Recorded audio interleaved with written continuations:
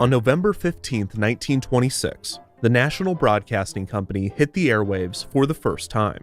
At this point, broadcast networks were still relatively new, and while impressive, the process was not without its issues. NBC's programming was broadcast from New York City, transmitted via telephone wire to 19 affiliate stations, and then sent via radio into the homes of listeners. A major difficulty was communication between the network headquarters and the affiliate stations. Some networks utilized two lines between parties, a telephone line that transmitted the programming, and a telegraph line that transmitted memos between employees. NBC did not have the latter, so when it came time for the affiliate stations to manually switch between programs, they were often unsure when the programming block was going to end, resulting in a clumsy operation that affected the listening experience. Almost immediately after its debut, NBC was looking for a way to solve this issue. Rather than spend time and money running telegraph lines to all of its affiliates, NBC needed to send the message that programming was going to conclude through the programming itself. This message needed to be clear enough that the affiliate stations would know to make the switch, but not disruptive to those listening to the programming. An NBC announcer, Phillips Carlin, had previously been the announcer of the B.F. Goodrich Silvertown Orchestra program, which was introduced by a series of chimes. Carlin suggested that a short series of notes be played at the end of programming, signaling to the affiliate stations to make switches while offering a pleasant melody to listeners. The original NBC melody consisted of 7 notes, which would be played by the announcer at the end of the program. This sequence proved too complicated for many announcers, and after a few years of experimenting, the melody would be simplified to just 3 notes: G, E, C.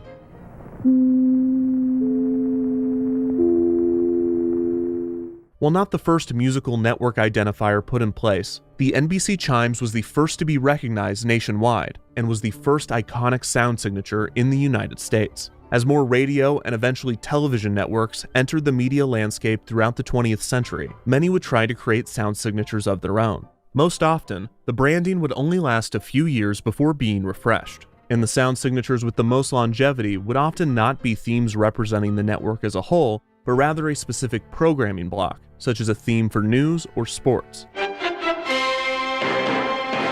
Still, there were a few network themes that became permanent. The NBC chimes are still used today, 90 years after being introduced. In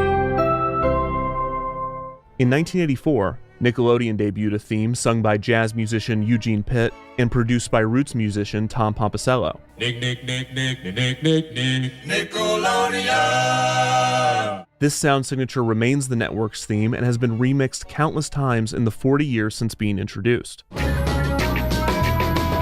In 1993, HBO debuted the HBO Static Angel. The branding was created by a team led by HBO's head of production, Bruce Richmond, and the logo and short music cues still appear with HBO original programming nearly 3 decades later. The NBC chimes, the Nickelodeon mnemonic, and the HBO Static Angel are all iconic sound signatures, recognizable to generations of viewers. However, there is another network theme that fits this description, a theme that has been playing for 2 decades and has achieved an iconic status for generations as well.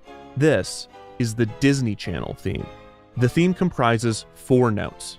4 notes that debuted in the early 2000s. 4 notes that dominated through the network's rise and peak in popularity. 4 notes that are still being used on the channel today. The Disney Channel theme was created by The Disney Channel theme was created by The Disney Channel theme was created by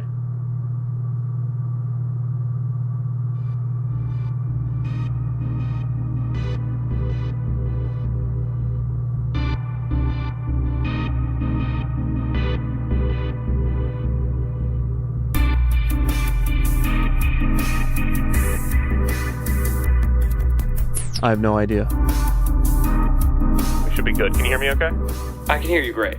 Okay, great. Andrew Barth Feldman, Sis, Damian Haas, you are a star on stage and screen, and you have appeared in a Disney television production. That's right. You are a star of stage. I am. And screen. Am. You are a Disney Channel fan. Some would say. You have been on Disney Channel. I have been on Disney Channel, yes. I invited you here to ask you one question. So here we go.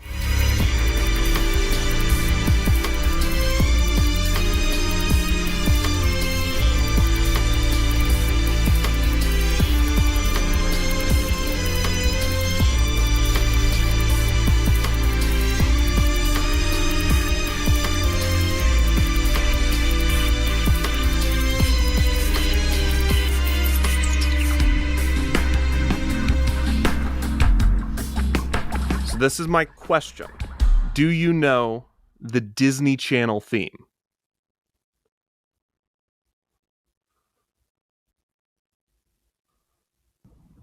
I feel like I do.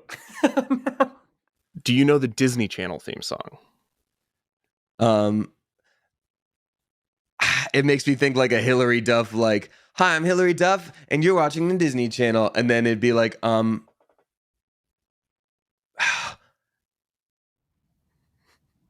It's hi, you're watching Disney Channel. That's the theme. But That's not the theme. That is something, and the theme is in there. it is there is one. Yes, there is a theme. Oh my god. Don't. That's right, you got it. I know. is it like "Bant, bant, bant, bant," or something like that? That is really close. Okay, yeah. It's actually...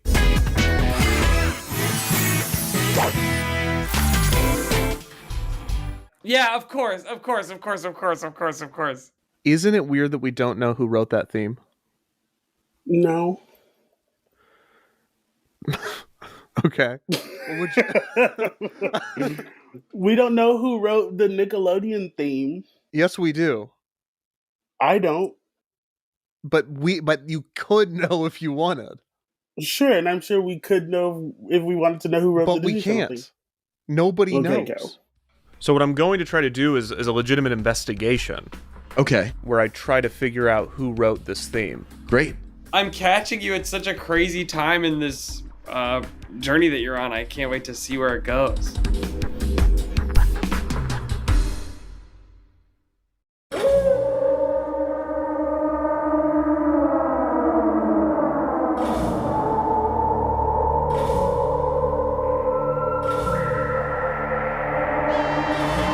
I've always been fascinated with television programming, specifically programming breaks. The content before, after, and in between shows. Not the commercials, but the bumpers, network identifications, and interstitial programming. It is a fascinating liminal space, full of subtle reassurances. Here's where you are, here is what you've been watching, and here's what's next. Don't leave. Don't go anywhere. Don't worry. We'll be right back. At the peak of television's popularity, these breaks even acted as extensions of the main content, to the point that, absent of this material, context is lost. You can watch an episode of Full House or Family Matters on DVD, but without the TGIF branding and interstitials, there's a key component to the viewing experience that is missing. You can watch All That or Clarissa Explains It All on streaming, but it is a fundamentally different experience removed from the SNCC branding. There is no channel where this symbiosis is more apparent than Disney Channel. Unlike its rivals Cartoon Network and Nickelodeon, Disney Channel does not have traditional commercial breaks with content produced by third-party advertisers. Instead, the channel uses this time in a variety of creative ways. This programming, which has been watched by millions of people for over 2 decades, is surrounded and accented by 4 simple notes. But how do you trace back their origins? Where do you even begin?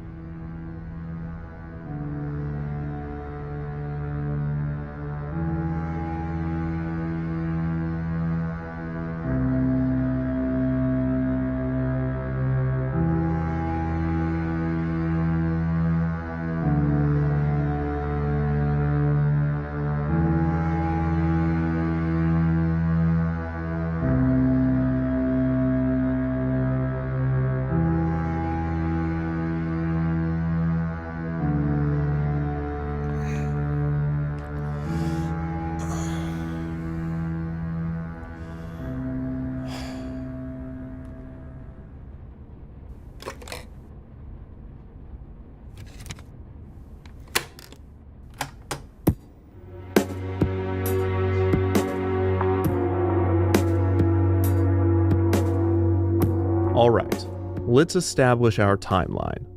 On April 18, 1983, the Disney Channel debuted in the United States. As we've discussed a lot on DefunctTV, the Disney Channel was originally a premium cable service, following the successful model created by HBO a decade earlier. Subscribers of the Disney Channel were treated to reruns of classic Disney films, shows, and shorts, along with a selection of original programming and some cool bumpers. The Disney Channel logo featured Mickey's silhouette in front of a television with scan lines. This would often be accompanied by a Mickey-shaped satellite that became an icon of the channel in its early years. The channel did not have a dedicated theme when it debuted, so various instrumentals of Zippity Doo-Dah were used in the bumpers. The Disney Channel. In 1986, just 3 years after debuting, the Disney Channel was given its first big refresh. While the logo stayed the same, the tone of the channel was changed significantly, transitioning from its original dramatic, cinematic approach to one that was more lighthearted and Disney. This came with a new series of channel identifications that featured the disembodied hands of Mickey Mouse performing some sort of task or activity that resulted in the creation of the Disney Channel logo.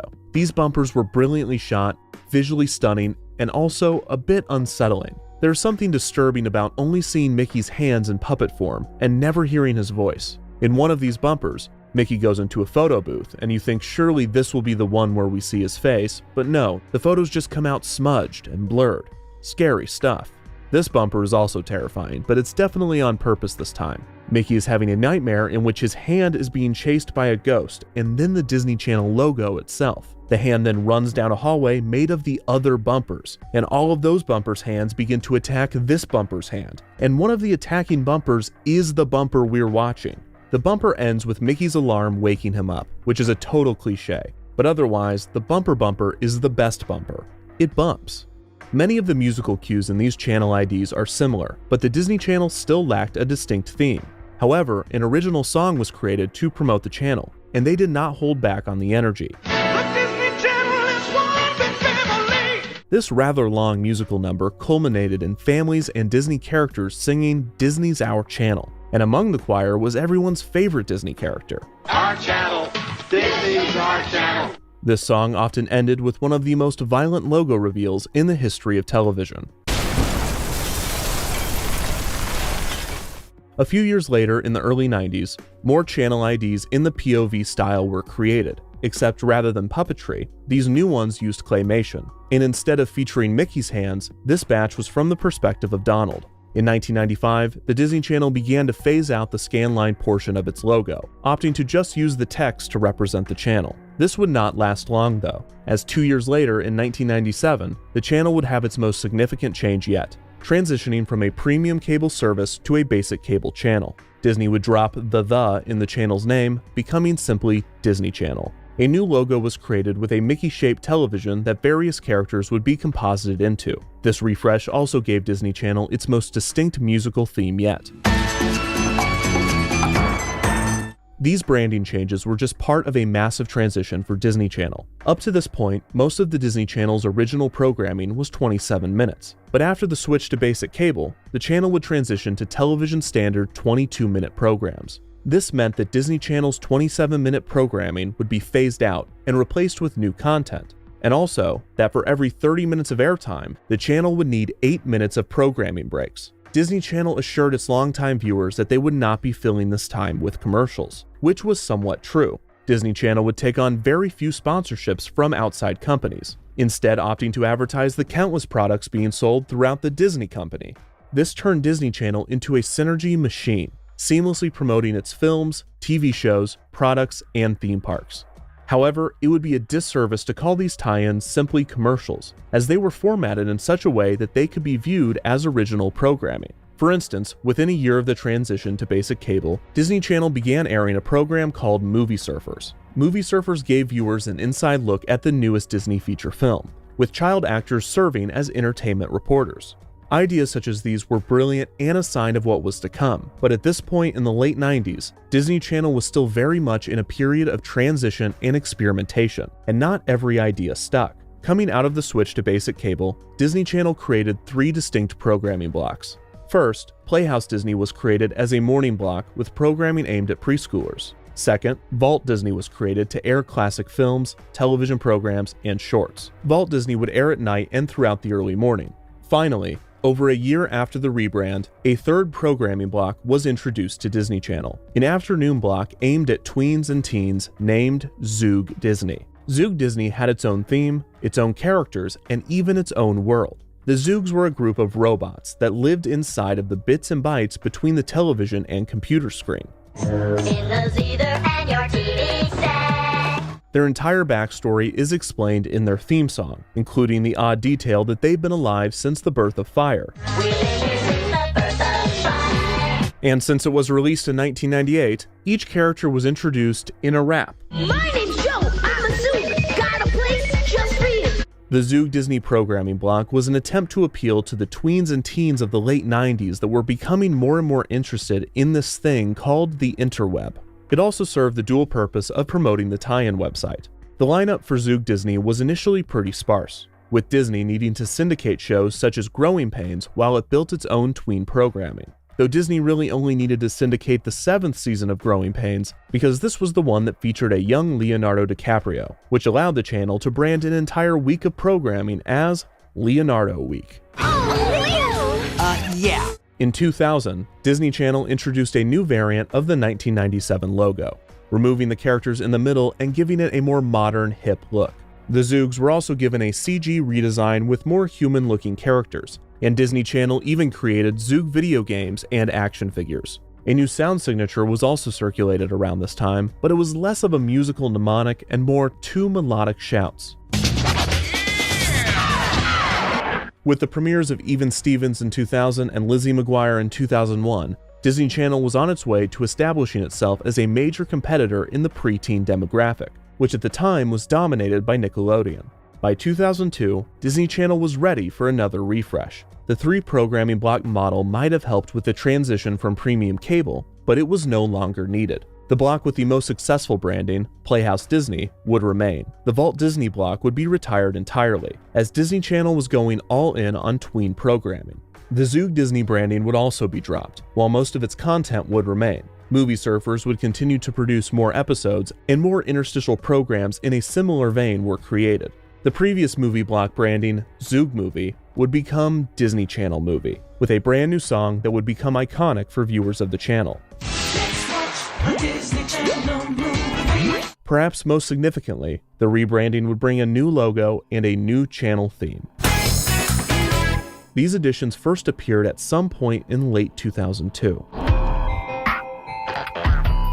So I figure the first step in finding out who wrote the Disney Channel theme is finding when the theme first appeared. The Disney Channel Wikia said this came about sometime in September of 2002, so let's watch some ads from September of 2002.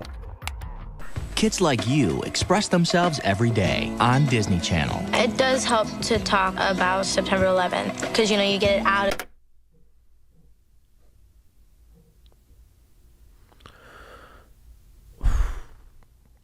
And you get to be heard. It was such a traumatic event that, how could you forget? If you had heard me last year, that's all I would have been talking about. It's definitely a healing process. Disney Channel. Express yourself.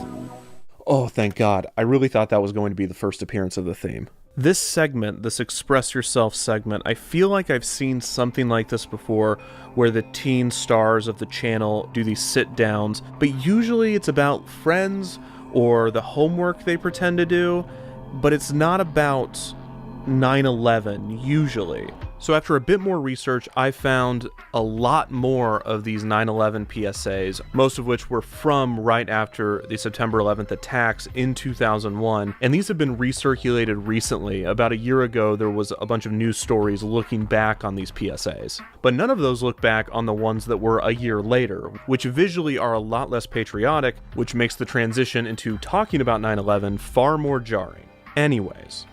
When you give, you get back a lot more. Check out Disney Adventures Magazine for all the details. You can make a difference. Kids can make a big difference. So this is still the old logo, and I haven't heard the new theme yet, but I also haven't seen any Zoog Disney branding. So in the timeline here, it seems this is after Zoog Disney was retired, but before the new assets went into circulation. I'll watch a few more from this batch just to make sure. Kids like you express themselves every day on Disney Channel. One of the positive sides of September 11th. Alright, that's enough of that. I don't think the theme is in this batch, so let's move on.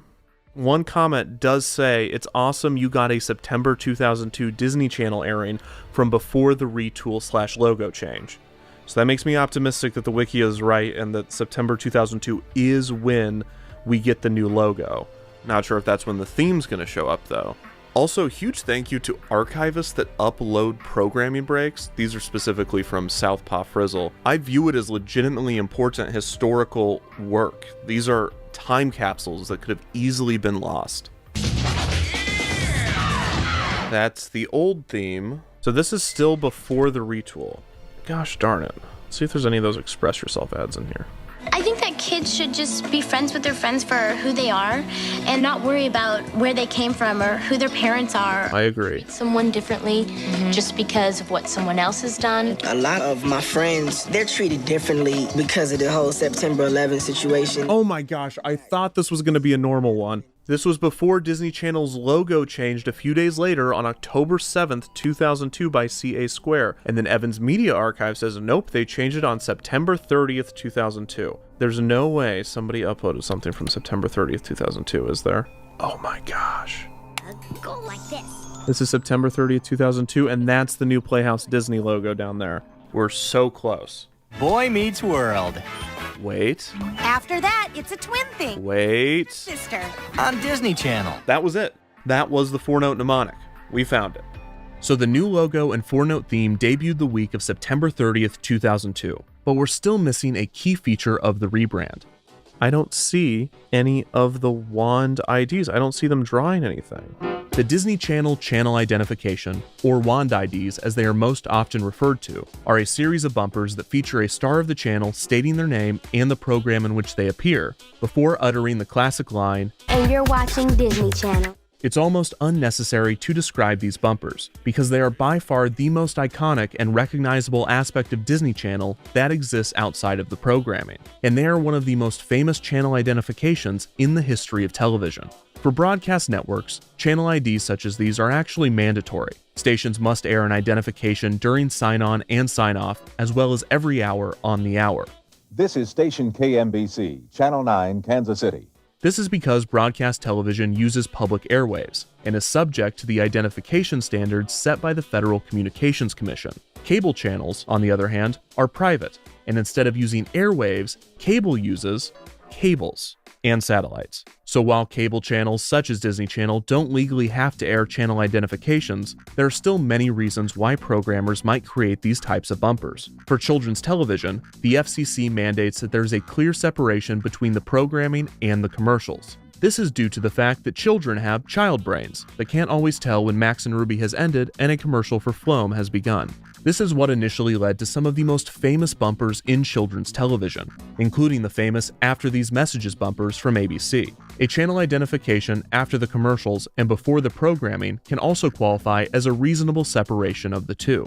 Another common use for channel IDs and bumpers in general is that they provide a buffer before and after the commercial block. This way, if the beginning or end of the commercial block is cut off due to a glitch or an error, it will only cut into the bumper and not the commercial. This prevents the channel from losing any revenue from its advertisers. Another, more obvious reason for a channel ID is the benefit to the viewer. While today it is almost entirely irrelevant, before the advent of modern television interfaces, viewers often had no way of knowing what network they were watching as they surfed through channels, so having someone say it out loud was actually pretty helpful. Perhaps the most important aspect of a channel ID, though, is branding, and this is the true genius of the Disney Channel wand IDs. In the course of just a few seconds, the channel was able to present one of their stars, one of their programs, the channel's name, and the channel's logo as one unified product. After comparing this to the chaos and randomness of Zoog Disney, it is no wonder why these idents were so successful in rebranding the channel,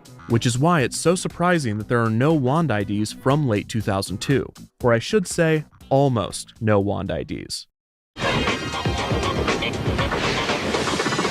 Who is this kid? This nobody was the first person to draw the Disney Channel logo.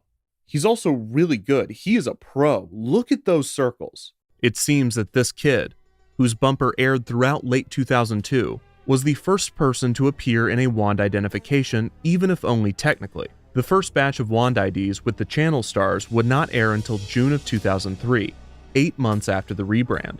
Prior to their debut, Disney Channel would rely on a different set of channel IDs that were far more elaborate in scope and used an impressive amount of visual effects for the time. Each bumper featured children using their imaginations to make an ordinary situation magical, before returning back to reality as the Disney Channel logo was revealed. Like the other bumpers from this refresh, these idents also ended with the 4-note theme.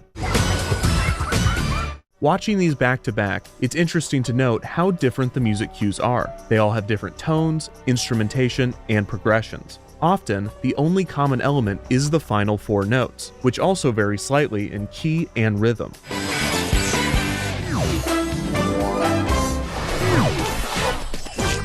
These imagination IDs would continue to air on the channel, albeit less often, after the introduction of the Wand IDs. The initial batch of Wand IDs featured such stars as Hilary Duff for Lizzie McGuire, Raven Simone for That's So Raven, and America Ferrera for the Disney Channel original movie Gotta Kick It Up. This batch also included 2 animated Wand IDs, one for animated Lizzie and another for Kim Possible, Ron Stoppable, and Rufus. It is hard to properly explain just how popular these bumpers were. It seemed that every child that watched the channel desperately wanted to do one. Me and my friend have glow sticks one day, and on the commercials you can see where they have those little glow sticks and they're going. And me and my friend like to play around. So like, I'm Selena, but we're watching Disney Channel. We like to draw it all the time. They never had you do a Wand ID despite you being on the channel. No, and I could talk about my disappointment with that all day. That's all I wanted to do. That was all I wanted to do, because if I ever flipped the channel, odds are I would see like, what's up? I'm Juggy Brodelteen, and you're watching the Disney Channel, and do the little doots. The closest I ever got was they had my zombie character host like, it's Disney Halloween special week, and Oh, so you had a bumper? I had a bumper, but it was with my character that was a zombie and was co-hosted by someone who did all the talking. So we never did the Mickey. It was just always like, coming up next is whatever, and I'd be like, and they'd be like, that's right, it is a new episode. These bumpers have remained relevant with Disney Channel fans old and new. In 2019, the Disney Now app debuted a feature that allowed users to make their own Wand IDs. And at the 2022 D23 Disney Fan Convention, there was even a photo op where you could pretend to do one. The Wand IDs have even found a broader legacy outside of just those that watch the channel, reaching the true indicator of cultural notability: memes. The original batch constantly circulates online, with fans editing the footage to display the stars' drawings more realistically, showcasing just how bad these actors are at drawing what appears to be a fairly simple logo. Returning to the initial batch that was aired on the channel, the clever editing around these awful drawings is evident. I think the worst one has to be Spencer Breslin, who even in the edited version is still noticeably off. But to be fair, he probably had other things on his mind. If you had heard me last year, that's all I would have been talking about. I had seen these edited versions a few times, but I just thought of something while revisiting them. Where did this footage come from? These are obviously outtakes and not taken from the original idents. Sure enough, I was able to find a few of these outtakes, and there are a few things that stood out to me. First, this line from Hilary Duff. Oh, it's mouse ears. Yeah, it's mouse. Oh. There you go. It seems that the stars were not sure what they were even supposed to be drawing, which makes you wonder what instructions they were given. Most likely, they were told they were drawing the new logo, and this was just her noticing that they were mouse ears for the first time. Hilary Duff is one of the first to ever see the new logo and the first to ever do a Wand ID, and she has no point of reference for what the final version will look like, and has no concept of just how iconic these bumpers will become. This is the burden of the trailblazer and the solitude of the trendsetter. They made us do it like 900 times. I think I had lost all personality at that point. Plus I was like pubescent teen. I was like, what are they making me do? This is invisible. This is not cool. Another thing I noticed is that these outfits are the same ones used in the Express Yourself bumpers / 9/11 PSAs. This either means that the channel had a wardrobe for the stars whenever they were appearing as themselves, or that these were filmed on the same day or days. Both are likely. Finally, and most importantly, I noticed this. That is a slate. It is used for sound synchronization and shot organization. Clapperboards typically feature the scene, shot, and take, as well as the name of the director of photography and the director. It's difficult to make out, but the top name is labeled DIR, and the bottom is labeled CAM. This means that someone named G. Owen directed at least the production of the first batch of Wand IDs. Despite not airing until June of 2003, it is safe to assume that these Wand IDs were actually shot with the Express Yourself segments in 2002. The actors' clothes are the same, they look the same age, and they were all part of the same massive refresh. The Disney Channel Wikia claims that the Wand IDs were filmed along with the Express Yourself ads specifically in August of 2002. If true, this makes perfect sense within the timeline. The channel probably set October as the month the refresh would kick in. As we discovered, many of these changes actually debuted on September 30th, but that was the Monday of the first week of October, so this still tracks. The only part of the August shoot that was time-sensitive was the 9/11 PSAs, which were designed to debut before the refresh during the one-year anniversary of the attacks that September. The post-production of these segments was likely expedited to meet the deadline, and the channel made sure that these all ended with the old logo. This is almost too perfect. These 9/11 PSAs were designed to only air in September of 2002, as all of the stars are referencing the one-year anniversary specifically. These would never air again, so only these would retain the old logo and would never need an updated version. The other Express Yourself ads were definitely shot at the same time, were designed to air at any time and in perpetuity, all end with the new logo, and for the record, have a very different tone than the 9/11 ones. Ooh, I love food. Express yourself. Assuming G. Owen directed the Wand IDs from pre to post-production, then they must know who wrote the music, and therefore the theme. This is the most solid lead I have, but there is just one problem. I don't know their first name, and searching for G. Owen or any variation of did not return solid results. I assume that the voice in the outtakes is the director, and it sounds masculine, so I looked for Gregory, Gary, George, Gerald, Gabriel, Gavin, Grant, Jerry, before eventually trying Glenda, Gabby, Grace, Gretel, Gwen, and Gertrude before giving up. I still feel like this is a key to the puzzle. I just cannot find the answer right now, so I'm going to have to go in a different direction. Thank you for calling the Defunctland tip line. If you have any leads on who might have written the Disney Channel theme, please leave a message after the beep. Hey, Kevin. Yeah, I know who wrote the Disney Channel theme song. It was this guy. It was Joe. Yeah, it was Joe Mama. Joe Mama wrote the Disney Channel theme song. So yeah, hope that helps. Hey, I've got a tip. Why don't you stop calling these YouTube videos documentaries, you pretentious... Yo, Kevin, what's up, man? Hey, I heard you were researching the Disney Channel theme. Have you ever heard of the Mighty Mighty Boss Tones? The Mighty Mighty Bosstones are a ska band that was formed in Boston, Massachusetts in 1983. The band was originally started by blah blah blah blah. All you need to know is that in 1997, the band released the hit single, The Impression That I Get. This is by far the most popular Mighty Mighty Bosstones song, and for our purposes, its relevance is found in the repeated horn riff heard throughout the track. Let me know if you hear anything familiar. Yes, the impression that I get by the Mighty Mighty Bosstones seemingly features what would become the Disney Channel theme 5 years later. The riff does include the same notes, and the rhythm is similar, but this is only the first half of this riff. The reason that I mention this is not because I think the composer of the theme stole from the Mighty Mighty Bosstones. It is also not because I think the theme was written by a Bostonian. I mention this because there is almost no information on the Disney Channel theme online, and everywhere I seem to go, if there is discussion on these 4 notes, someone will bring up this song. So while I don't think this is part of the mystery, the Mighty Mighty Bosstones have made the board, although I am going to put them way over here. With that out of the way, let's see if we can find some more promising leads.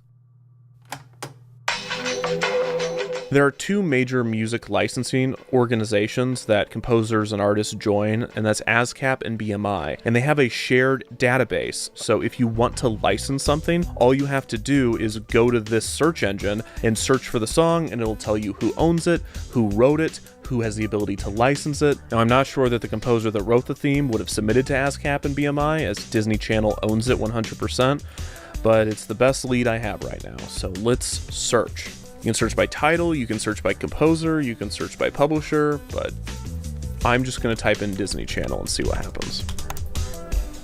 Whoa. There are 4 pages. There are so many compositions. There are 77 results. I thought we'd have no results. Now I'm thinking we have too many. Okay, let's see what they give us. Arnheider Theodore Linkfield. That's a great name. It just says Disney Channel. It doesn't tell you anything. It doesn't say the year. The composition is just titled Disney Channel. Okay, here's another one called Disney Channel. We have at least publishers this time. Disney Luft Raus. Is that German? Air Out. Air Out. Like Disney Channel, is that what like a bumper's called? Like an air out? Okay, that's German Disney Channel. Okay, this is Japanese Disney Channel. Japan Central Music Limited. It's not Disney Channel 10th anniversary because that would have been 93 or something like that. David Norland is credited for writing at least half of these results. I mean, look at how many he made. But how do we verify that he wrote the theme? Because these don't give much away. Okay, so these alternate titles are actually what the announcer is saying. So, and now back to, yeah, so it says, and now back to right here. Sweet Niblets, Hannah Montana. I bet you I can find the one that says Sweet Niblets. And if it ends with the theme, David Norland wrote the theme. Okay, we got this. Let's do it. Rock stardom? No biggie. New boy crushes? Whoa, stop the presses! Catch the drama of Hannah Montana on Disney Channel. We're waiting for Sweet Niblets. Hannah Miley? Oh, I know. Hang out with Hannah and Miley on Hannah Montana right here on Disney Channel. Stick around. Hannah Montana will be right back on Disney Channel. Let's get back to Hannah Montana on Say Sweet Niblets. Hannah Montana's next, part of Disney Channel's Summer of Stars.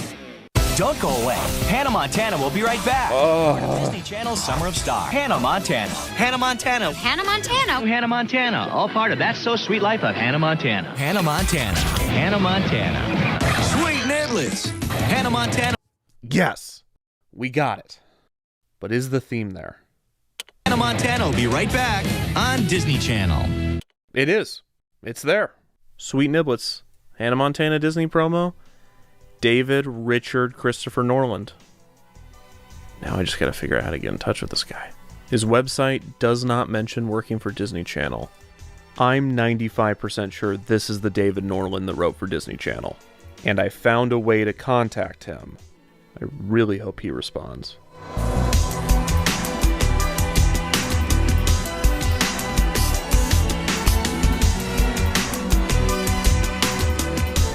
Good news. David Norland responded. Bad news, he did not write the Disney Channel theme. He started writing for the channel in 2007, so the mnemonic predated his involvement. However, I still asked if he would be willing to do an interview, because he wrote many instrumentals using the 4-note theme and he very well might know who wrote it. Another reason I'd love to speak with him is because he started writing for the channel in 2007. When I saw that year, 2 words immediately came to mind. Ribbon Era. A common practice among those who study and teach history is to separate long spans of time and large amounts of information into smaller, more digestible eras. But how does one go about breaking apart history? Sometimes it's more obvious than others. For instance, the history of China is most often told through its dynasties, and it is very clear when each dynasty begins and ends. Disney's film history has also famously been separated into eras, such as the Golden Age, Silver Age, and the most well-known, the Disney Renaissance. While most breakdowns of the Disney animation eras explain the historical reason for the change, I find that these eras are separated less by history and more by the quality of the films. Sometimes there is a historical reason for a dip in quality, such as the wartime era. But by the time you get to the post-Renaissance, the general reasoning for the distinction is, these are the less good ones. Except for the one that you love. That's my favorite too. So what about Disney Channel? How is its history separated by the fans that study it like the great epic that it is? Is it separated by TV shows, or what about the DCOMs? Surprisingly, the general consensus among fans is that Disney Channel history should be separated by the bumpers. This is not ahistorical, as each change in bumper design typically coincided with other significant changes to the channel in terms of branding and strategy. Still, the nomenclature is most often related to the style of the bumpers. The era from 1983 to 1997 is typically labeled Early Beginnings, because most Disney Channel fans consider the channel's 1997 rebranding as the true start to the channel as they know it. 1997 to 2002 is an obvious era, and is sometimes labeled the 3-block era, the Zoog Disney era, or the Mickey TV era. 2002 to 2007 is often referred to as the bounce era, for the way the logo bounces around the screen during the bumpers. In 2007, the channel was given another refresh, retaining many elements from the bounce era, with the main difference being updated music cues and bumpers that featured a ribbon twirling around the screen before forming the Disney Channel logo. This era is thus referred to as the ribbon era. In 2010, the bumpers were refreshed once again, now placing the classic logo inside of a rounded square. This was just after Disney Channel began the switch to high definition, allowing viewers to watch in a 16:9 aspect ratio. The original digital on-screen channel graphic, that little watermark in the corner of the screen, referred to as a network bug, was designed with the 4:3 aspect ratio in mind, and probably looked a bit awkward moved out to the far corner while still being attached to the bottom. The same could be said for pretty much all of the bumpers since 2002, as the classic logo hugs the left side of the screen in a way that would leave far too much empty space in a widescreen format. The new rounded square look was a compromise, maintaining the design of the old logo, but placing it in a square that could be centered on the screen or placed equidistant from the corner. I imagine this entire era of television was annoying for those making bumpers, because consumers were still making the transition to HD and channels were simulcasting in standard definition and high definition. This meant that you would need to make your bumper in 16:9, but none of the critical elements could be pushed to the side. This resulted in a product that when viewed in widescreen feels too centered, because rather than this box being the area for all of your titles, you actually have to put them in this box. This also made the wand IDs look a bit awkward in this era when broadcast in HD, but we did get to see the dog with a blog wand ID, and he drew that logo way better than those kids. Good boy. In 2014, the rounded square era ended, and Disney Channel fans lost the logo that had been a staple of the channel since 2002. The new logo removed the iconic Mickey ears, instead choosing to put ears on the dot of the eye in Disney. The wand IDs remained, with some major alterations. Instead of holding a giant glowing stick, the stars now held a wizard's wand. Instead of drawing the classic logo, the stars only drew the ears on the eye, and instead of being on a white background, the stars were placed in front of a generic location. In 2017, this changed to a colored background, and in 2018, the white background returned, as did the glow stick. These newer eras of Disney Channel have been separated into the glass or family era, the social media era, and most recently, the item age. Because there's items in the bumpers. We can work on that name, there's still time. So this leads to the obvious question. Which era is best? The answer is whichever era you watched as a kid. But if you looked at just pure popularity, then the Disney Channel peaked during the Ribbon era in 2007. This was helped in large part by the premiere of High School Musical 2, which was watched by 17.24 million people. This broke the record not only for the most watched premiere of a Disney Channel original movie, but also the record for the most watched program premiere on cable ever. That's all of cable, ever. It broke the record set the previous year by a Monday Night Football game, which itself broke a record set by the Al Gore-Ross Perot debate over NAFTA in 1993. It is obvious why High School Musical 2 was able to achieve this feat. The debate over NAFTA was an intense and important argument between two powerful political rivals, and Monday Night Football is consistently popular as it broadcasts the intensity and suspense of athletics. High School Musical 2 was able to combine these two ratings winners by showcasing both the drama of sports as well as a tantalizing debate. Rather than the pros and cons to controversial trade legislation, with Perot on the side of anti-NAFTA and Gore on the side of pro-NAFTA, High School Musical 2 showcases a debate as to whether high schooler Chad Danforth can or cannot dance, with Chad squarely on the side of anti-dance, or as he says, I don't dance, and with theater kid Ryan Evans firmly on the side of pro-dance, or in his words, I know you can.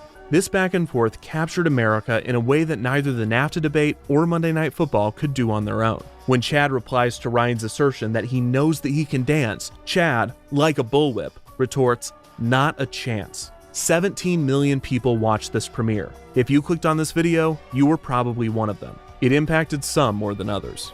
In 2007, Disney Channel had an average of 2.694 million viewers, which at the time was the largest audience in the history of cable. This was the peak in the channel's popularity. As more television viewers, especially children, moved away from cable and to the internet, Disney Channel's viewership fell dramatically, and in 2021, the channel saw an average of only 233,000 viewers, a 90% loss from its peak in 2007.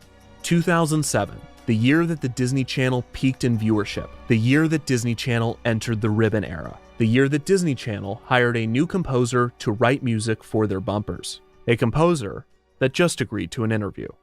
Hi, my name's David Norland. I'm a composer. I worked on the Disney Channel bumpers and IDs from around 2007 to around 2014. I've never been anything but a musician. I was educated classically up to the age of 11 or 12 when I discovered the electric guitar and took a hard left turn. I started doing work for various animation companies and production companies. I guess through word of mouth, I got a call from this guy one day who was, at the time, the creative director for a channel that doesn't exist anymore. It's a channel called SoapNet. SoapNet. SoapNet. SoapNet. The new way to watch soaps. He got me in to do the music, and we developed this relationship, and he moved on from there to become the creative director for Disney Channel. And when he went there in 2007, the very first thing he did was this big rebrand, and he hired me to do that, which was great. I'd made records for Disney artists before, and it was at a time when pop music, like in its purest, sugariest form, was really having another heyday. And suddenly Disney was sort of dominating. I guess what I was trying to do was to channel what I'd done for them in pop records and what was happening pop-wise at the time into the bumpers, so that it was really consistent with everything that Disney was doing at that point. What goes into a composition like that? What are you trying to do psychologically when writing, and what do you want the effect of it to have? First of all, you have to ask the question, what is a bumper for? We've got the commercial break coming up, or whatever the break is in the programming, and we do not want people to go away. I'm trying to create, and I think the people making the visuals as well, it's just a sense of ongoing excitement that this is not the end, that there's more to come, and it's going to be even more exciting. The actual 4-note mnemonic, the dun dun dun dun, predated me. I inherited that when I was brought on board. In a musical sense, I've got to have made something that rhythmically and melodically leads to the mnemonic as the logical culmination of it. So with those 4 notes, did you compose all in the same key? Is it the same 4 notes, or is it the same steps? It's the same steps. It's the same intervals. So whether it's bum bum bum bum or bum bum bum bum, it's still, and so I composed in a lot of different keys. They're not particularly exotic keys. They're the kinds of keys that you would find pop music written in. I wonder if I could sit at the piano and illustrate this. Yeah, you can go bum bum bum bum. Would probably, to me, I would automatically think of that as bum bum bum bum. Right, so F G C.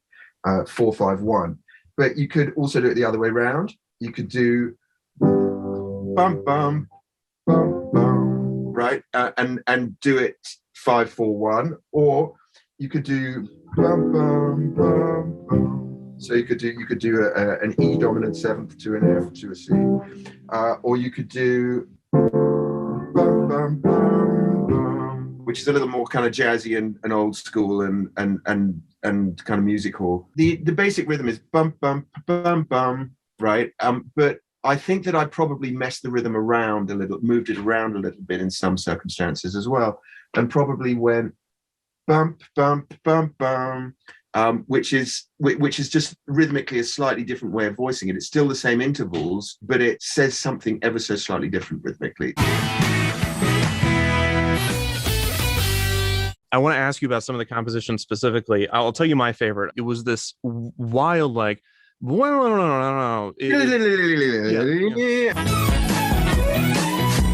one was originally scored to one which had a particular ribbon movement around it, and the string runs reflected precisely the ribbon movement. You were hired to do this. Do they say to you, hey, we're keeping this mnemonic, go nuts, but have it end with this? Actually, it would have been an informal conversation between me and Ron, the executive, and that conversation probably would have been, you know what the mnemonic is, don't you? Yeah, just make sure, obviously everything's got to end with that.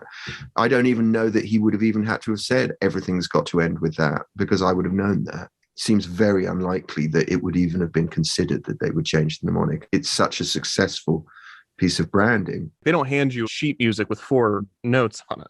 I don't think they did, no. I think at a certain point with the Disney Junior one, which I had actually written, I think I did have to submit a piece of sheet music with these 4 notes on a stage. but I never received that for the Disney Channel thing. No, it was all very much just, well, you know what the mnemonic is, isn't it? And I have no idea who originally came up with it. As to your quest to find out who was the originator of it, I mean, I'd be quite interested to know as well, because in this sort of very narrow specialist realm of making music, you have to figure that that's one of the more successful things of all time in that realm. I was obviously disappointed that David did not know who wrote the Disney Channel theme, but while I was researching the history of the eras of the channel, I stumbled across the strongest lead I've had yet. Everyone knows Wikipedia, but there are countless other online encyclopedias that are created by fans, and these often skew more niche and specific. While researching the different eras, I stumbled across the Audiovisual Identity Database. It is bumper Wikipedia, and it is the most detailed source for Disney Channel idents that I've found. The people that contributed to this database left no stone unturned. They even go as far as to list the fonts that Disney Channel started using at this time. Not only that, but they also have an entire section dedicated to the music from this era. They describe it as several drum beats which segue into a ska punk theme with electric guitars and a horn section, the last 4 notes of which become Disney Channel's signature jingle. And then, you see this. Composed by Tonal Sound and Elias Associates. I don't know how they know this, I don't know if it's right, but this is the most solid lead I've had yet. Alright, let's find Tonal Sound, Elias Associates. Here's Elias. Audio Identity. A pioneer in the discipline of audio branding. Alright, they have a reel. Let's watch their reel.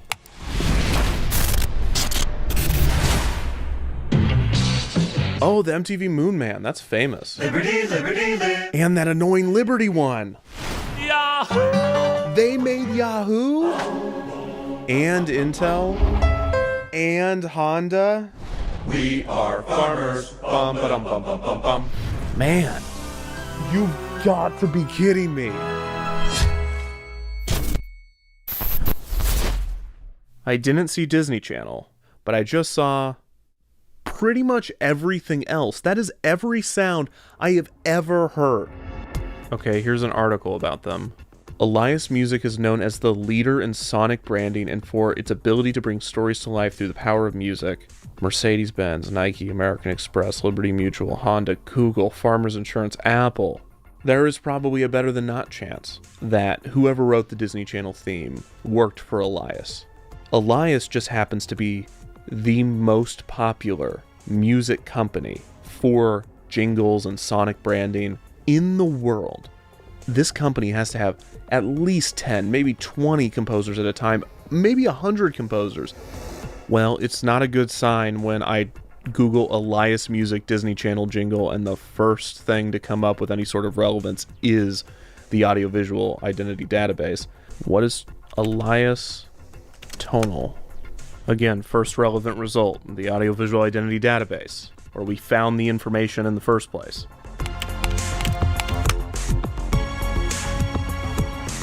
Okay, here we go. Alex Osarenko, a composer, founded Tonal Sound in New York City in 2002, and one of Tonal's clients was the Disney Channel. And here's a link to their website. Okay, Tonal Sound does not exist anymore. Let's search for Tonal Sound Alex Osarenko. Oh no, I think that's an obituary. Yeah, he passed away 2 years ago. Man. Alex Osarenko was my creative director for over 10 years during our shared time at Elias Arts. So it seems that Alex Osarenko moved from Elias to Tonal in 2002 when the Disney Channel stuff was being written, which might be why both companies are credited here. And I just keep seeing the tonalsound.com. Gosh darn it. Oh wait, the Wayback Machine. We don't have anything from 2002, but we do have stuff from 2003.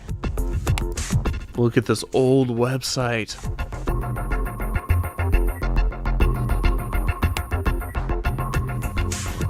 Andy Solomon, Eric Perlmutter, Michelle King. Andy Solomon is the VP of Operations at Definition 6, and he worked for Elias Arts and Tonal Sound. Andy's a producer. Let's look for Eric Perlmutter. Type in Eric Perlmutter Disney Channel. Oh my god. Disney Channel movie open intro 2002 old version. It can't be. It is! Oh my gosh. And this is Eric's company. He's crediting himself for writing it. This doesn't mean he wrote the theme, but the fact that we know that he at least wrote Let's Watch a Disney Channel Movie, that's a win. I needed that. So our initial lead from the audiovisual identity database was Elias Associates and Tonal Sound. Through our research, we found that Alex Lazarenko was a creative director at both, started at Elias and then founded Tonal. We also found that he has unfortunately passed away. We know this because another composer, Fritz Dottie, wrote a tribute to Alex, in which he claims that both Alex and him worked at Elias at the same time. This means that Fritz is also on the suspect list. Through the Archive Tonal website, we found mention of Andy Solomon and Eric Perlmutter. Andy was a producer, but Eric was definitely a composer, because through Eric's own website, we learned that he wrote the classic Let's Watch a Disney Channel Movie opening song. After digesting all of this evidence, I am now confident that Eric Perlmutter, while working at Tonal Sound, wrote the Disney Channel theme in 2002. Did you write the Disney Channel theme? Didn't, no. Do you know who wrote the Disney Channel theme? No, I don't. I still don't. Okay, what did you do for Disney Channel? So for the Disney Channel, I wrote a whole bunch of little bumpers, and then I actually did the music for Disney Channel Movie, which was sort of separate from all that identity stuff. And yeah, it turns out that people loved that. Were you given the lyrics, or did you write those lyrics? Let's start a Disney Channel movie. Is there any other lyrics? No, let's watch a Disney Channel movie. We're gonna watch. And that's it. I don't know where I found the lyrics. They just came to you. To put that into the world, but yeah, it happened. Wait, so you didn't write the theme, but you wrote with the theme? Yes, so we would have the theme, mostly for those. We just had so much fun with them that I think it was easy in that respect because they're so short. There's not really much time to make a statement.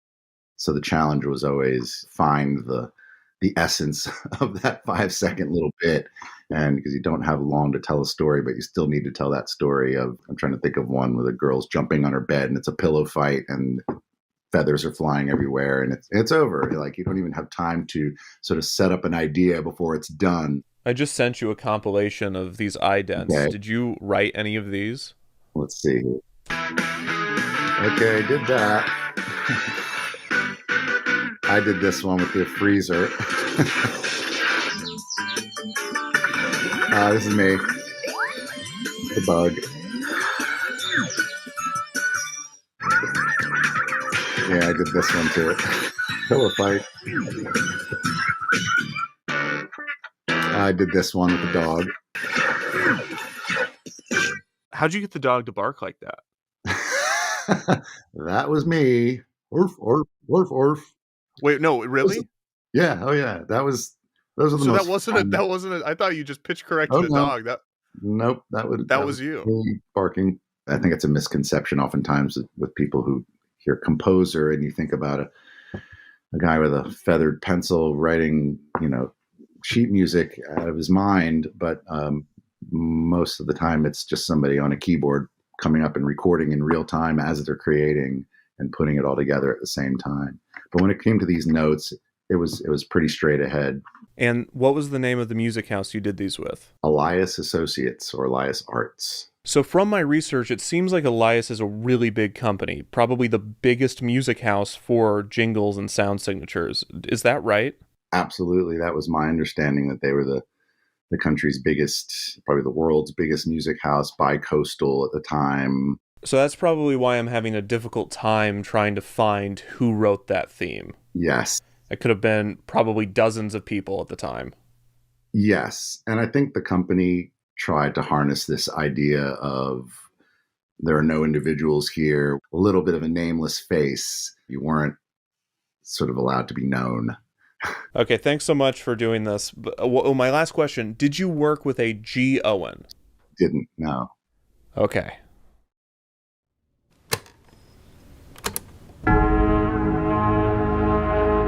I'm I'm actually having a lot of trouble finding who wrote this. When you create for Disney, it's Disney's. So Disney wrote the Disney Channel theme.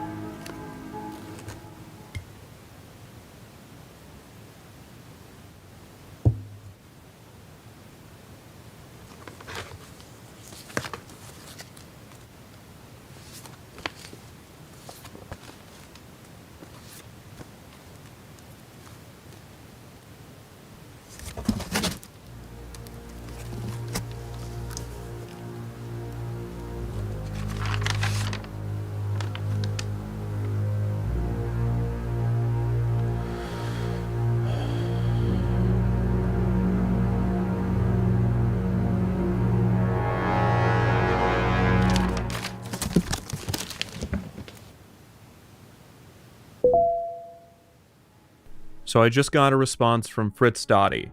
He also did not write the theme. He said that if anybody were to know, it would be Alex Lazarenko. We unfortunately cannot ask him. It's been a few weeks now of no progress, so I think it's time to admit that the trail has gone cold.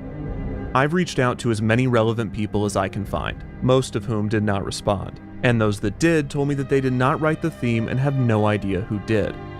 There is one more thing I can try, a last resort, and that is releasing the video.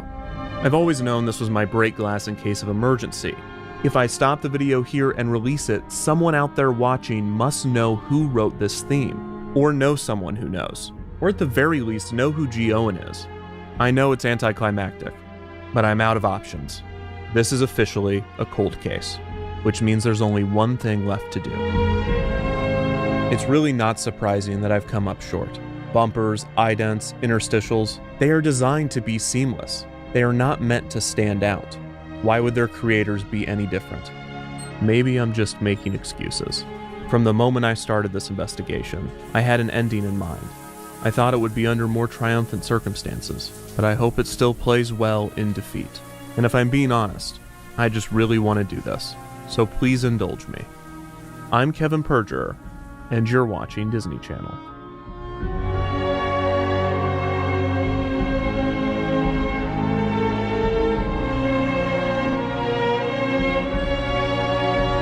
Huh. That doesn't look right. Okay, let's try this again. Dang it. No, that's Zoo Pals. Okay, I feel bad for making fun of those kids earlier. I also cannot draw the logo. Yes, it's funny to see how off they were, but they look tired and confused in those outtakes. I can't believe Disney would even release those. Oh my god. I know how to find the composer.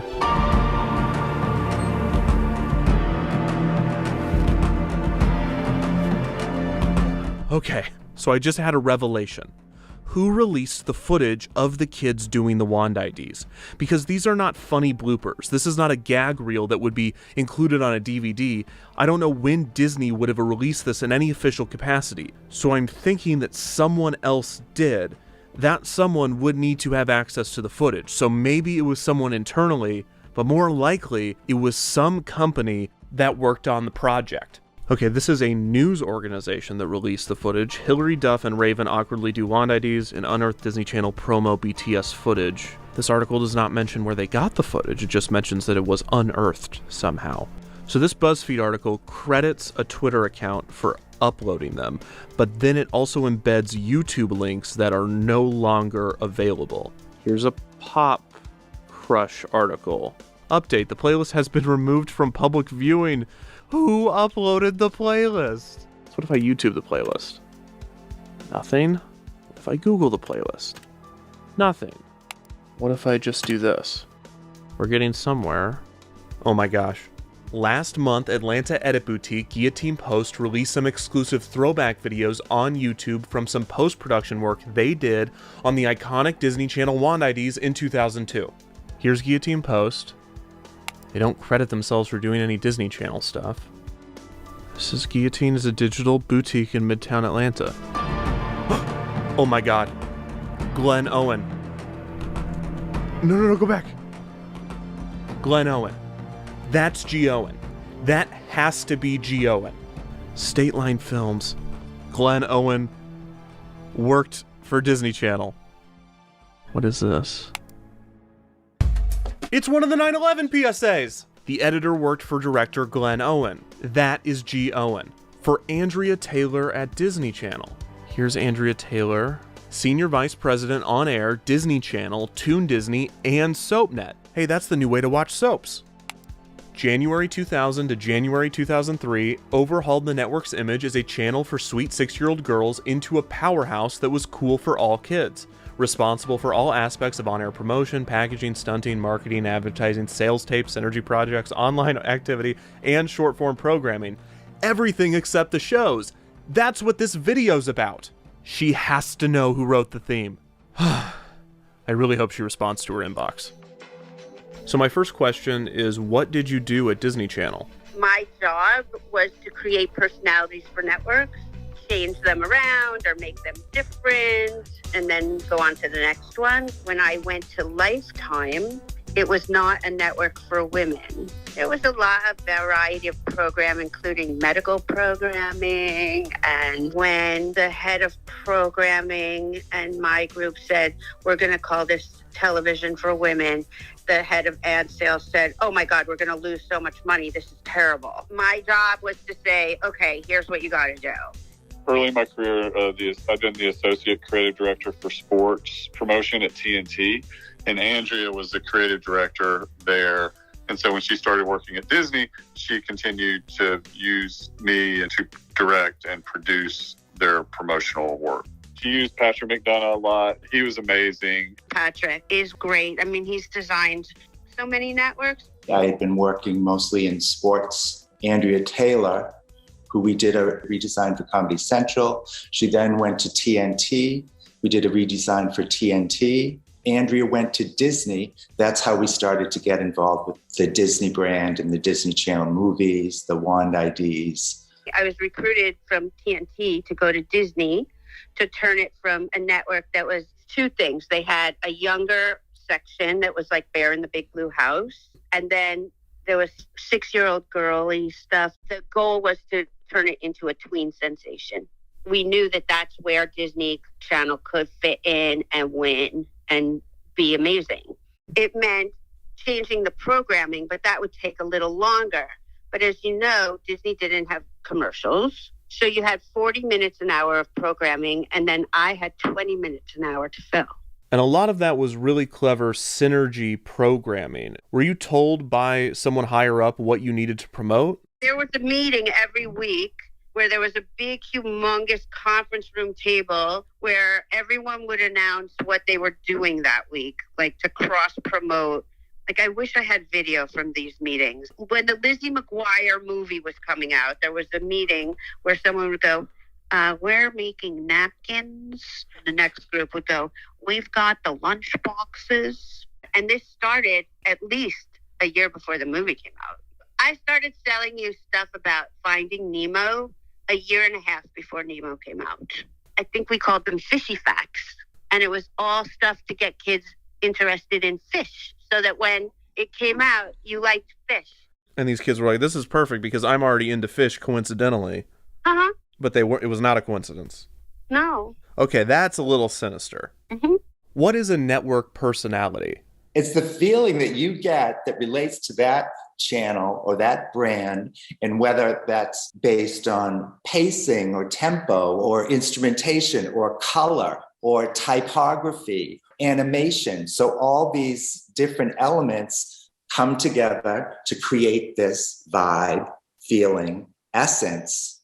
The psychology of branding a network, it's the same as creating a fan for anything. You want you to be their first choice when they're going to look at stuff like, oh, that's my channel. So the competition was Nickelodeon and Cartoon Network. So Cartoon Network was much more in your face, looked at more for boys because it was more loud. The philosophy at Nickelodeon was us versus them, kids versus the rest of the world, whereas Disney was never an us versus them. Parents always felt better about Disney. What do you remember about Zoog Disney? Zoog was a weird thing. That was like a foray into the online world and the gaming world, and creating sort of this existential world for kids. Technology wasn't necessarily where we needed it to be. It turned into a different thing. Do you remember Zoog? Oh yeah. I think we did the Zoog. There was a Zoog programming block. I think. Do you remember Zoog movie?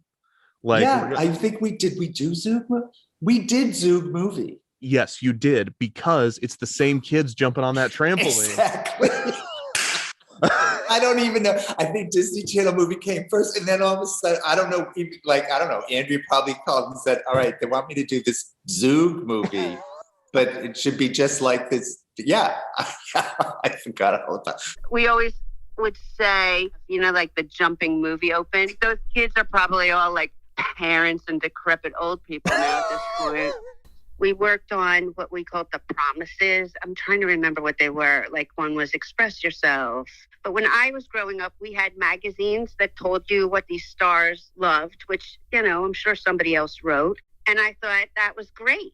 Let's do that for now. I had them talk about their own personal lives so that kids would feel comfortable and feel like they could relate to the people on the channel. It looked like these kids all lived in the same house and they all knew each other, or they all did things together. Yes. Believe me, none of these kids lived together. None of these kids did anything. A few of them did stuff together, but not that many. The only times they ever really got together was when I said, okay, there's going to be a shoot. You're all going to be here. You're all going to do this. And here's what you're going to say. They would watch Lizzie McGuire, and they didn't watch Tom Cruise and think he was amazing. They did think that she was more of a big thing to them. So the fact that they could get an insight into what all these stars felt about their mother or their brother was a bigger deal. That was their only path to that info. And the weirdest thing that happened was then they became the most famous people in the world. Was that weird to see? Were you like, whoops? I know, it's pretty funny.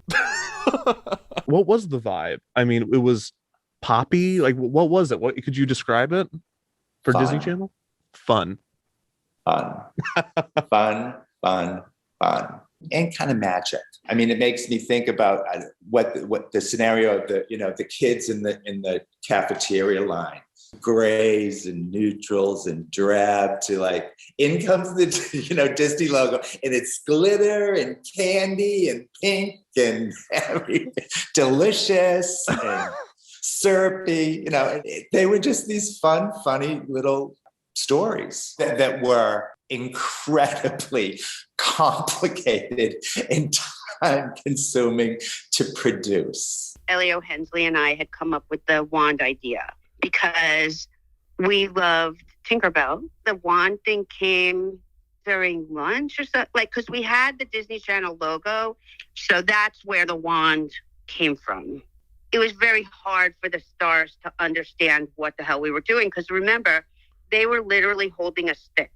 Some were way, way off. You'd have to do it again. And then I would always say, okay, one more, which was a lie. We'd do 10 more. Very good. One more. Ooh, none of that. They got tired of me fast, I'm sure. Just another annoying thing we're having them do on their day off. What were the wand IDs shot around the same production of some of the Express Yourself? It would be like a lazy Susan. You know, we would do the interview, then we'd have different B-roll sets. We'd have like that B-roll set where we have the strands of different colored plastic.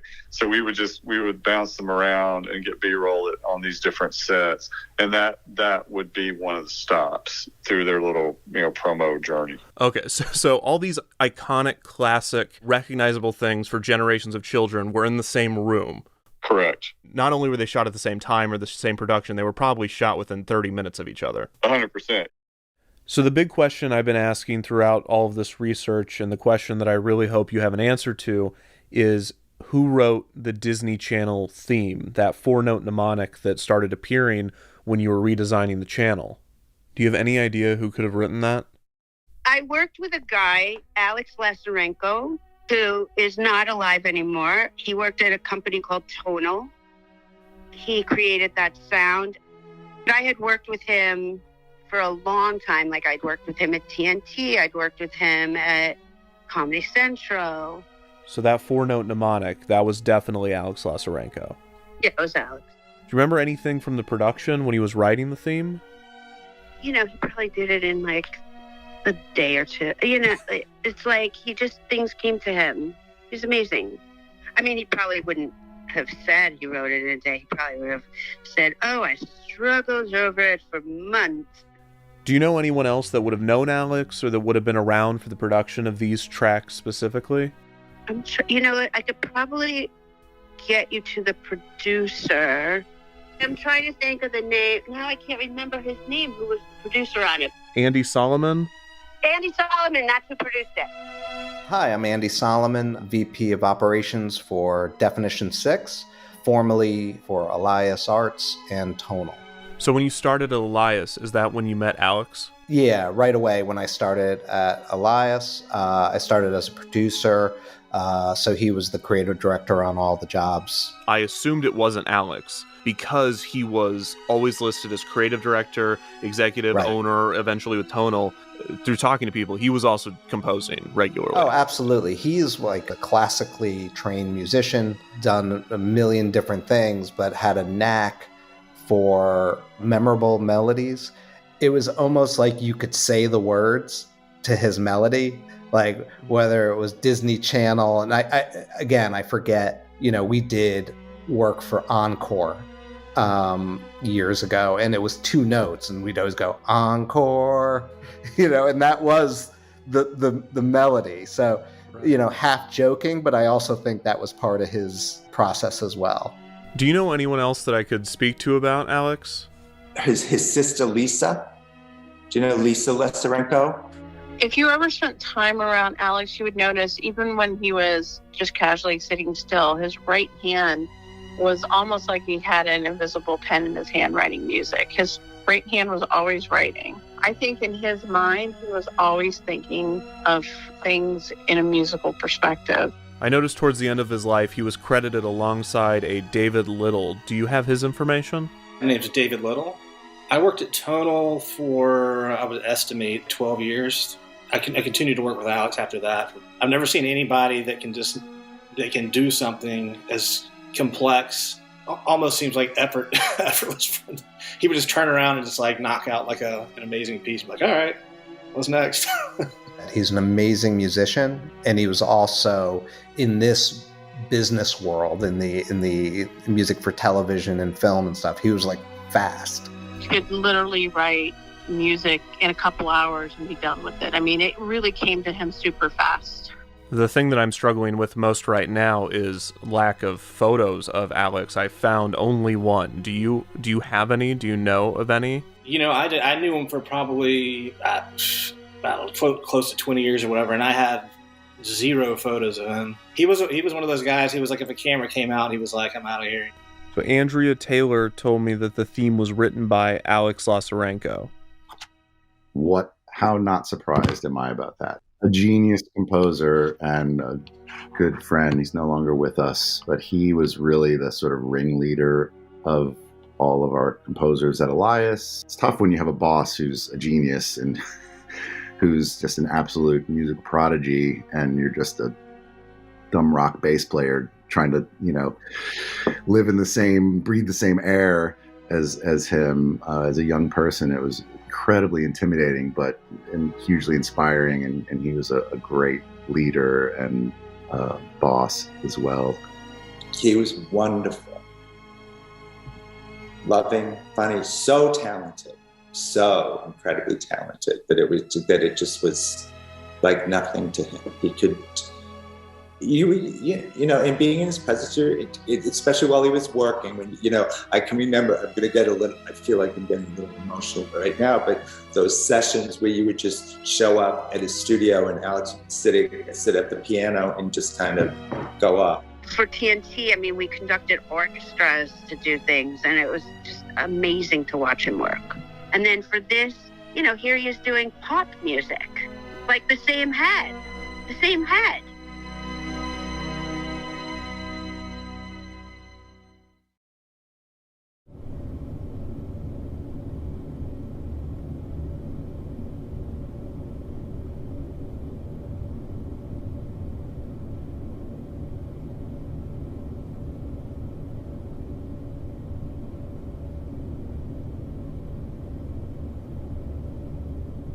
I love what I do. I get to make videos for a living on subjects that I'm passionate about, that people watch. I am so lucky, and I am eternally grateful for every second that I am able to do this.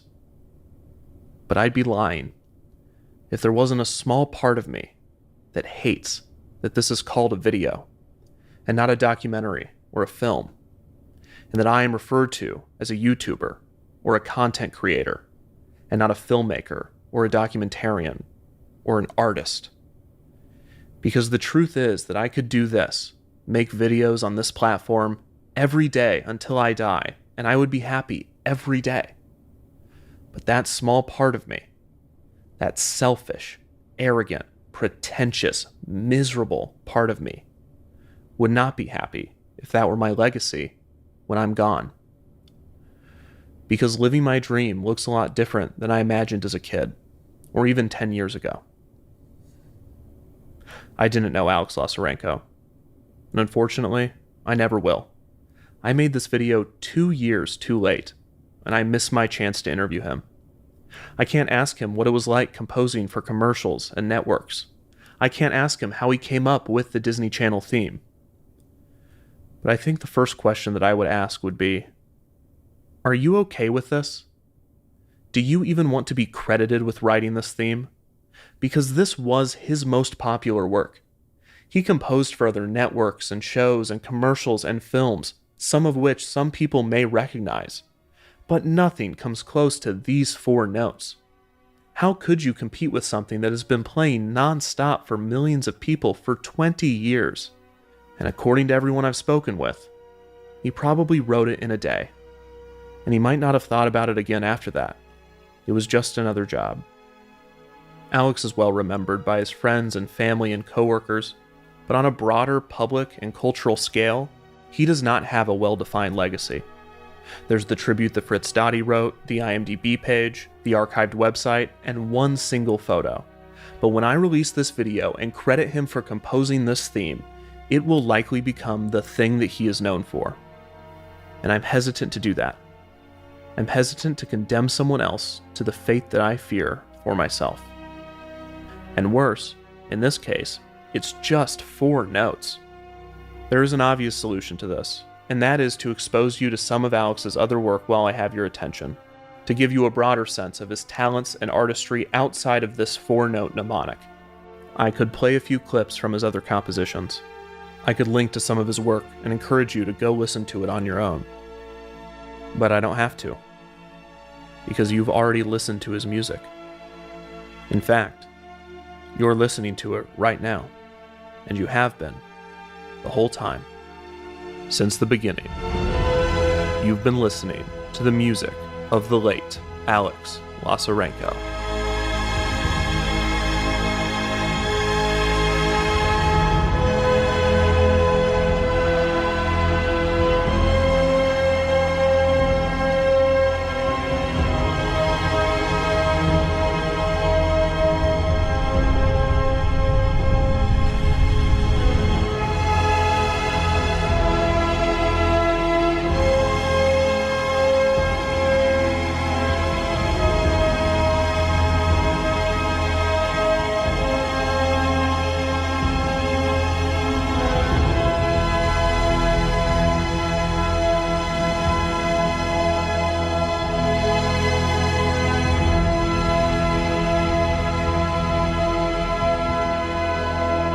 Do you ever think about your legacy as an artist at all? I have lots of thoughts on the subject. I asked my wife, there's a gentleman who's got in touch with me who's interested in the Disney work that I did. And is that what I would like to go on the record speaking about, when I have these other parts of my work and all of this kind of, and then I thought, well, I brought to it everything that I bring to everything that I do. Perhaps there's a sort of a grandiosity in the artist, probably in every artist that wants to be the person who is remembered as, the great, the serious, the world changing.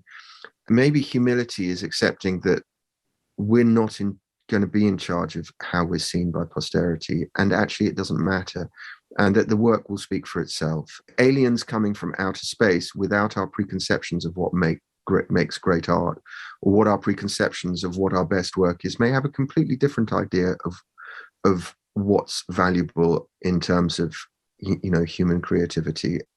A 4-note mnemonic that in its beautiful minimal simplicity completely encaptures an entire world of feeling and associations for millions of people across generations and around the world.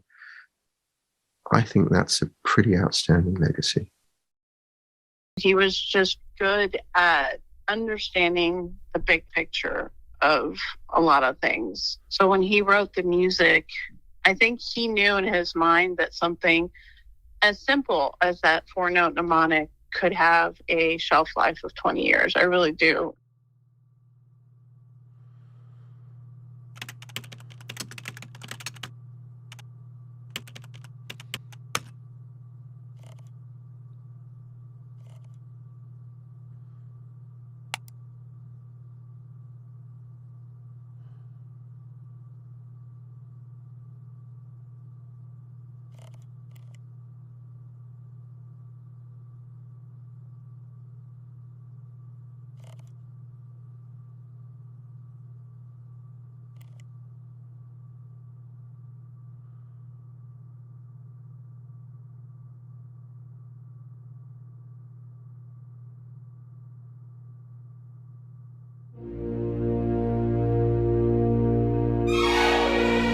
I have always been fascinated with programming breaks, bumpers, network identifications, and interstitial programming. Their existence is so practical, often necessary, and yet there is so much creativity and artistry put into them. It's confounding.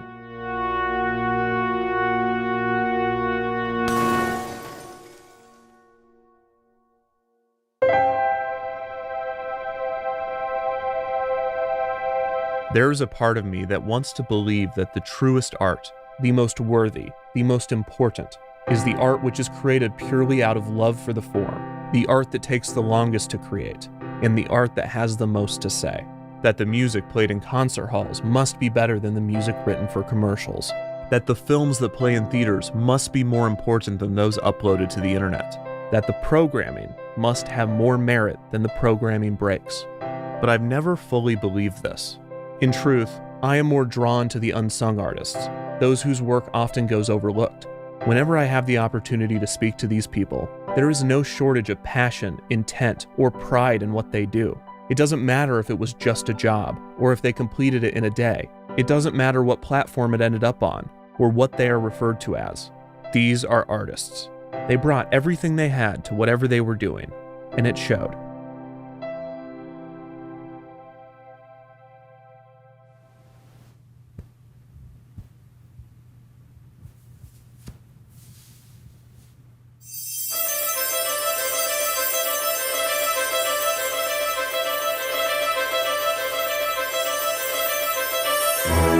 In the end, the production of a work is only half of the process, and maybe all that matters is that someone, somewhere, got something from whatever you created. And in the case of the Disney Channel mnemonic, that is indisputable. In the minds of thousands, if not millions of people, this music evokes feelings and memories, often long lost. This sound has the ability to bring back anything from the feel of carpet to the color of walls. It could return one's mind to a happy childhood, or represent a safe reprieve from a difficult one. It could be a symbol of a relationship with a sibling, or a parent, or a friend. It could even inspire future artists. All from a sound. Any one of us, artist or otherwise, would be fortunate, blessed even, to be remembered for a single note. So what a monumental achievement it is to be remembered for 4.